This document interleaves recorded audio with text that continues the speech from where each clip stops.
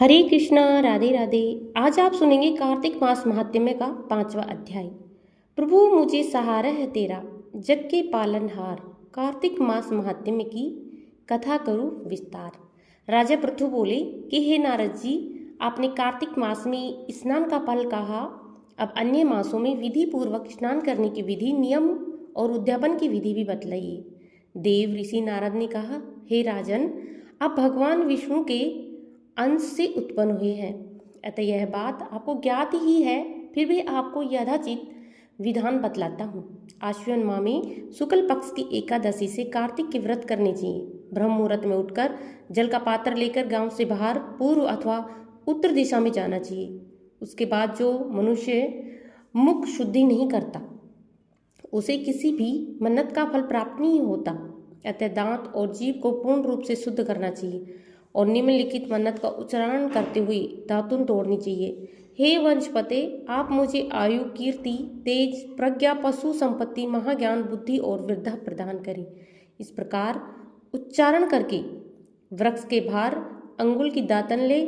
दूध वाले वृक्षों से दातुन नहीं लेनी चाहिए। इसी प्रकार कपास, कांटेदार वृक्ष तथा जले हुए वृक्ष से भी दातुन नहीं लेनी चाहिए, जिससे उत्तम गंध आती हो और जिसकी टहनी कोमल हो। ऐसे ही वृक्ष से दंत धवन ग्रहण करना चाहिए।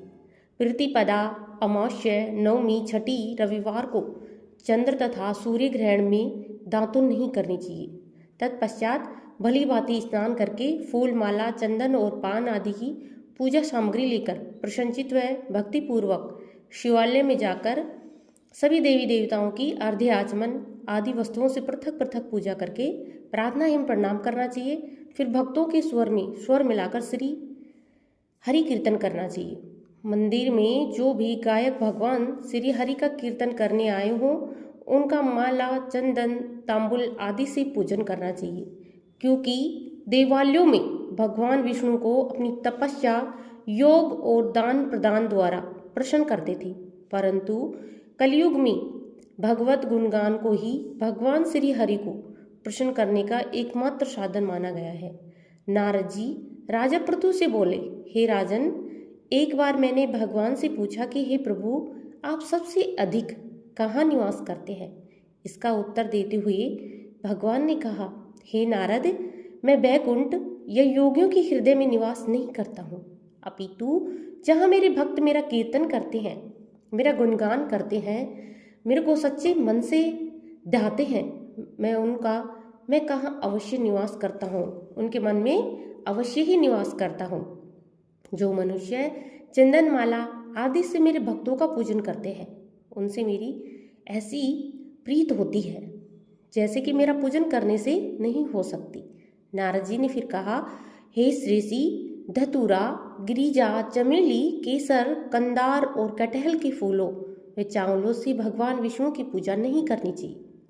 अधल, कंद, ग्रीसी, जूही, मालती और केवड़ा के पुष्पों से भगवान शंकर की पूजा नहीं करनी चाहिए। जिन देवताओं की पूजा में जो फूल निषिद्ध है, उन्हीं से उसका पूजन करना चाहिए। पूजन समाप्ति के बाद भगवान से क्षमा याचना करनी चाहिए और भगवान को बोलना चाहिए कि हे भगवान, जो भी मुझसे गलती हो मुझे माफ़ करना और मेरे सभी कामों को, मेरी प्रार्थना को स्वीकार करना। यथा, हे सुरेश्वर, हे देव, मैं मन्नत मानती हूँ और जानता हूँ, न क्रिया और मैं भक्ति में ही हीन हूँ। मैंने जो कुछ भी आपकी पूजा में किया है उसे पूरा करो।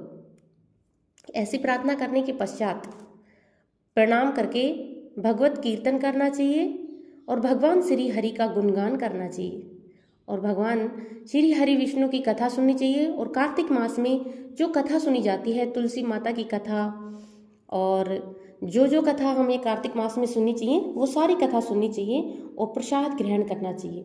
जो मनुष्य उपरोक्त विधि के अनुसार, इस कथा में जो बताई गई है उस विधि के अनुसार जो भी कोई कार्तिक व्रत का अनुष्ठान करता है, कार्तिक मास में विधि पूर्वक नित्य नियम से इसका अनुष्ठान करते हैं, व्रत करते हैं, वह जगत के सभी सुखों को भोगते हैं और अंत में मुक्ति को प्राप्त होते हैं।